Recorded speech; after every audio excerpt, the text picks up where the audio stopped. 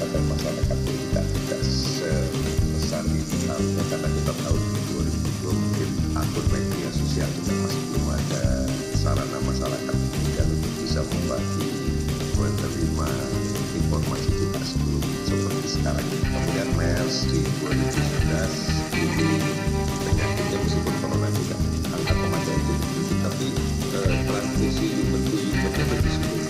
Ya maksudnya lebih sulit juga menurut yang tidak mudah menular dari orang ke orang. Ini yang disebut human to human yang tidak semudah sekarang ini. Kita tahu bahwa corona ini sebenarnya kita kasusnya karena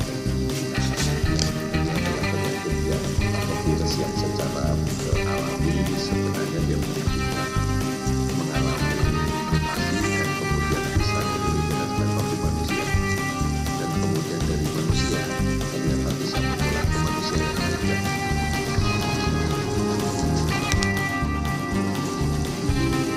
Mengutip CNN Indonesia, berdasarkan data dari WHO, kasus SARS di seluruh dunia mencapai 8.437 dengan 813 dinyatakan meninggal. Kemudian untuk MERS, tingkat penyebarannya cenderung lebih rendah, yaitu dengan 2.494 laporan di seluruh dunia. Namun, jumlah kematian MERS dapat dibilang cukup tinggi, yaitu sebanyak 858 orang.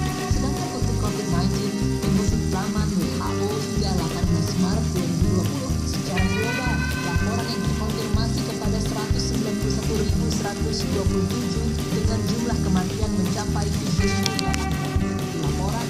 Secara global, resiko penyebaran COVID-19 berada dalam status yang sangat tinggi. Menurut Dr. Ahmad Yuryanto, ketidakstabilan virus COVID-19 bisa saja membuat penularannya terjadi melalui udara. Saya pernah baca kemarin sampai detik ini masih ada kata-kata is plausible airborne. Artinya bisa saja ini airborne untuk tahu. Iya. Betul tidak Pak? Ya. Kalau kita lihat sekarang dengan ukuran virusnya yang cukup besar, kemudian kita lihat soal mutasinya, ada kemungkinan untuk berubah menjadi airborne. Ada kemungkinan berubah menjadi airborne. Apakah virus begitu bisa berfungsi sehingga kami berprogram berubah menjadi airborne? Bisa. Virus ini kan makhluk yang paling tidak stabil. Paling tidak stabil. Sehingga ada kemungkinan seperti itu.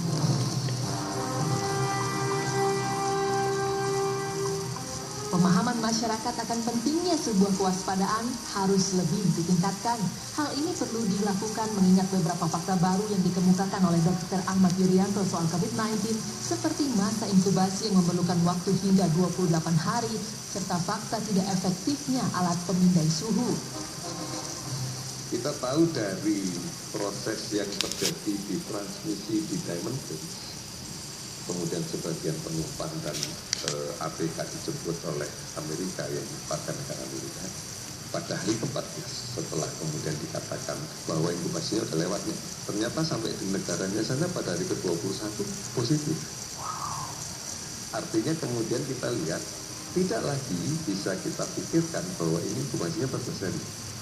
Sehingga kemudian sepakat WHO mengatakan oke, kita pasang di 2 kali 14 hari. Banyak sekali kasus yang kita temukan dengan gejala yang ringan banget, tidak seperti yang klasik awal, bahkan dilaporkan ada yang asimptomatis. Ini artinya sudah tidak lagi efektif untuk melakukan deteksi dini di pintu masuk negara manapun yang kemudian hanya mengandalkan thermal scan. Artinya banyak sekali kasus dengan suhu yang tidak terlalu tinggi tanpa keluhan, ataupun kalau muncul keluhannya minimal. Dan biasanya dengan cara seperti itu orang akan bisa berinisiatif untuk bioprasi di warung gitu ya, ditutup, dan kemudian dengan pengaruh obat itu gejala itu mati.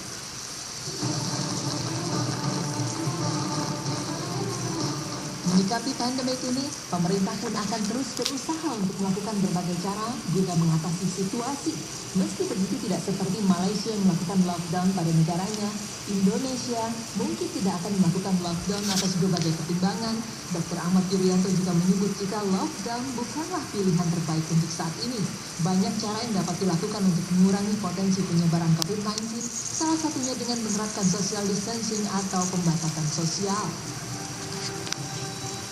Satu orang sakit, satu orang positif ini ya, memiliki kemungkinan dia bisa menularkan ke sebanyak kurang lebih 4,7 orang lah dalam sehari.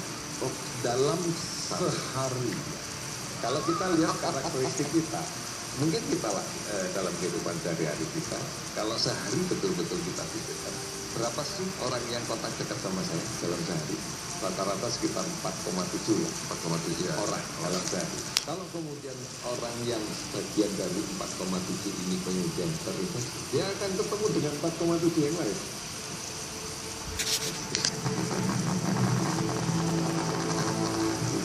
Wabah virus COVID-19 memang tengah menjadi sorotan utama dunia. Pemerintah pun tengah berusaha untuk melakukan penanganan, salah satunya dengan menyuarakan social distancing alias membatasi kegiatan sosial yang tidak diperlukan. Meski begitu, suksesnya hal ini tergantung pada perhatian dan kesungguhan masyarakat akan hal ini. Amerika pada saat itu sedang ribut sama China tentang perang dagang, Iran sedang berantem dengan Amerika, Korea Selatan dan Korea Utara, Indonesia dengan isu radikalisme dan sebagainya, dan tiba-tiba dunia dikasih common enemy, musuh yang sama ya. Mungkin kalau tidak jadi kacau, bisa jadi bersatu. Intinya itu. Ini kan aliens kan Pak. Ini makhluk asing kan yang akhirnya menjadi musuh bersama manusia untuk melawan ini sebenarnya. Dan mudah-mudahan sih itu yang terjadi menurut saya. Artinya ada yang lebih besar dari itu. Ya. Kita diingatkan, Anda mau nurut, selamat. Nggak nurut,